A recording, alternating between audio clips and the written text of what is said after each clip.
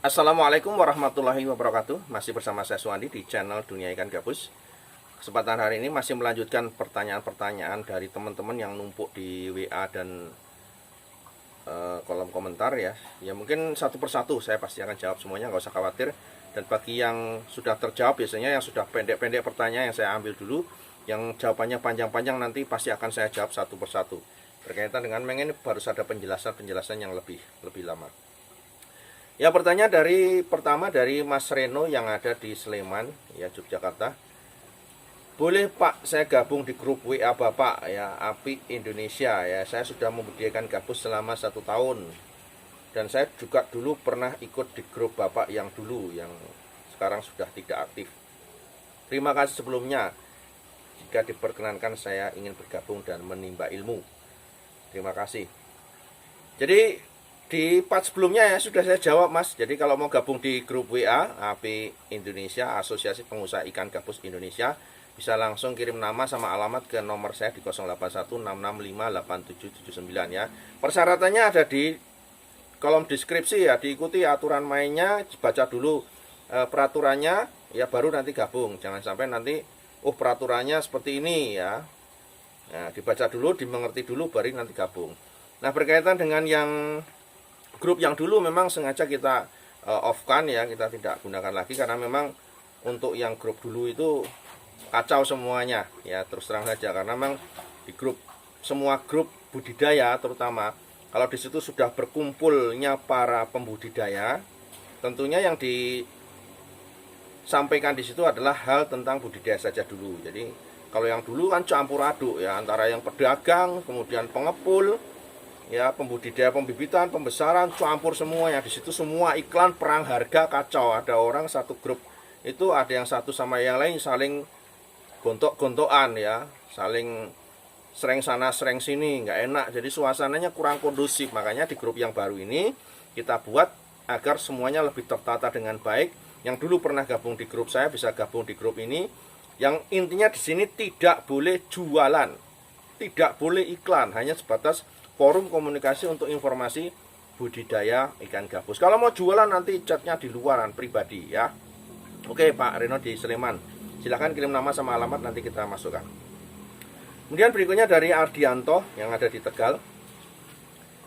Bagaimana Pak cara nampung tangkapan gabus alam ya, karena saya sudah ngepul cukup lama tapi resiko kematian tinggi, sehingga modal saya banyak yang habis hanya untuk beli ikan, dan ikannya mati tidak laku untuk dijual. Dan setiap saya membeli itu kok untuk membedakan antara yang setruman dengan yang tidak, itu bagaimana Pak? Terima kasih.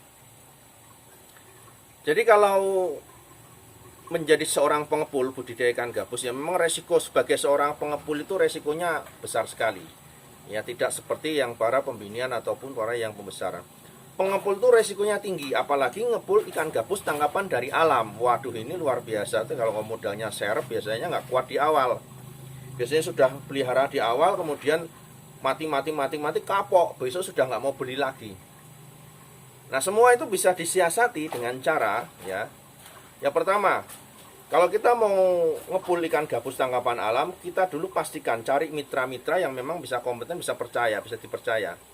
Pastikan mereka menangkap ikan bukan dari hasil setruman. Itu kejujuran mereka penting. Ya, mungkin dari cara mancing atau mungkin dengan cara jaring, yang jaring karu itu juga bisa. Ya, pertama pastikan dulu orang yang dimana kita beli, mungkin pengepul atau pencari itu sudah jelas. Ya, kejujuran mereka penting sekali untuk kita dapatkan, sehingga Mas ini nyetrum apa bukan? Bukan. Ya, baru kita tampung. Itu yang pertama. Kemudian yang kedua, bisa dengan cara ya, si pengepul itu suruh nampung duluan. Kalau si ngepul itu suruh nampung duluan, dia tidak berani, berarti itu ikan setruman, dia sudah tahu. Karena apa?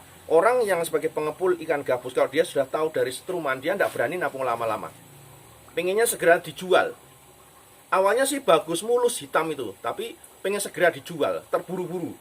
Dia tidak berani nampung ya. Saya pun sering itu kepada para pencari itu, saya berani beli 1 ton, tapi kamu tampung dulu 1 minggu. Wah, ya takut dia. Padahal saya sudah katakan di awal, saya beli 1 ton, ya, walaupun 1 minggu susut tak bayar 1 ton, tetapi kamu berani nampung 1 minggu, tidak berani. Ya. Ya, rata-rata peternak ikan gabus nggak berani, walaupun 100 kilo nggak berani kalau dia pengepul hasil tangkapan alam, kecuali memang dia mempunyai para pencari yang betul-betul jujur ya. Oh mas, ini pancingan ini dari tangkapan jaring, bukan dari setrum. Nah, jadi resiko besar memang pengepul seperti itu Pak. Ya, saya pernah membuang ikan gabus 1 kuintal di Pali, tak buang puluhan kilo, dibuang di kali, karena awal-awal saya nampung ikan gabus kan masih tangkapan alam, belum banyak yang budidaya. Resikonya besar Pak. Jadi ya, ini jadi perlu diperhatikan untuk yang tangkapan alam ya. Lebih baik kita beli sedikit, kualitasnya bagus ya kalau tangkapan alam. Jadi resikonya memang besar Pak. Jadi harus hati-hati dengan yang tangkapan alam ini. Berikutnya dari Bapak Kurnia ini yang ada di Pasuruan. Bisakah ikan gabus dibudidayakan di jaring apung? Kebetulan rumah saya dekat waduk. Ya, dan bagaimana sistematis cara budidaya di kolam karamba Pak? Jadi kalau misalkan dekat waduk, pertama sumber air jelas ya, situ sudah wah luar biasa sekali, nggak mungkin kita ganti air juga. Ya sudah di waduk kan nggak perlu ganti air, waduknya jaringnya jaring apung modelnya. Pertama jaring apung itu cari jaring apung yang lubang jaringnya itu ya, lubang jaringnya itu diperkirakan ikan yang ada di waduk itu yang paling kecil ikannya tidak bisa masuk ke dalam jaring. Ini penting sekali. Kenapa? Biasanya ikan itu sejak dia usia 1 bulan 2 bulan itu sudah mulai dia kalau di waduk kan pasti dia akan berburu menyesuaikan dengan lingkungan yang ada di situ. Dia akan memburu ikan-ikan kecil yang masuk ke dalam karamba. Nah, kalau sampai ikan kecil masuk ke dalam karamba, kemudian ini dari dalam karamba ngejar ya, kemudian ini bisa berobos keluar, nabrak jaring, dan sering terjadi seperti itu. Mulutnya, moncongnya itu rusak, luka karena memburu ikan itu, sehingga ikannya bisa keluar nggak kena. Makanya pastikan dulu jaringnya, lubang jaringnya itu harus kecil, sehingga pada saat ikan di luaran waduk mungkin berupa anak-anak ikan nggak bisa masuk ke dalam jaring. Kemudian pengaman di atasnya, jaring tutup di atasnya itu penting sekali ya, walaupun di waduk itu bisa naik turun kondisi airnya, jaring atas tetap harus tutup. Dimana jaring atas itu diperkirakan pelet yang paling besar itu masih bisa nyemplung, tetapi ikan nggak bisa keluar ya. Itu Pak Kurnia yang ada di Pasuruan, silahkan nanti bisa dipraktekkan. Kemudian ada Bapak Tugimin yang ada di Gunung Kidul ya, di Wonosari Gunung Kidul. Bagaimana Pak cara mensiasati pakan murah untuk pembesaran ikan yang saya beri makan berupa ikan atau daging? Karena saya memelihara 500 ekor, sudah saya besarkan selama 2 bulan. Setelah 2 bulan saya kesulitan pakan karena saya menggunakan ikan cedul yang sekarang sudah mulai habis. Untuk mensiasati pembesaran yang menggunakan ikan ya, banyak cara yang dilakukan. Pertama memang kita nembusi ya, misalkan punya teman yang punya rumah potong ayam bisa mendapatkan usus-usus yang lebih murah ya. Kemudian yang bisa dilakukan lagi kalau itu menggunakan pakan ikan ya, tadi Bapak katakan Pak Tugimen menggunakan pakan ikan. Caranya mudah begini. Bapak beli indukan ikan lele ya, cari ikan yang kalau menetas banyak. Beli indukan ikan lele ya, kemudian Bapak tetaskan lele sambil belajar netes ke lele. Kemudian anakan lele itu kan jumlahnya puluhan ribu, bisa ratusan ribu. Itu hanya untuk pakan saja, untuk pakan indukan ya. Atau kalau nggak gitu ikan emas kan kalau netes kan ratusan ribu gitu, bisa puluhan ribu, ratusan ribu juga besar, anaknya banyak. Nah, bisa membeli ikan dengan cara seperti itu, kemudian diteteskan anakannya itu untuk pakan sendiri. Atau nila ya, nila, indukan nila, kemudian diamkan, dia beranak banyak. Anaknya itu diambil untuk makanan ikan. Kebetulan punya Bapak sudah diberi makan itu, sehingga adaptasi ke ikan yang lain pun gampang. Ya Pak ya, silakan nanti dicoba.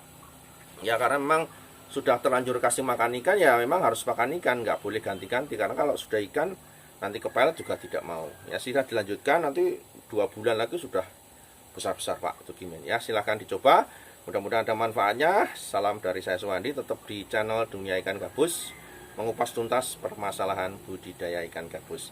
Assalamualaikum warahmatullahi wabarakatuh.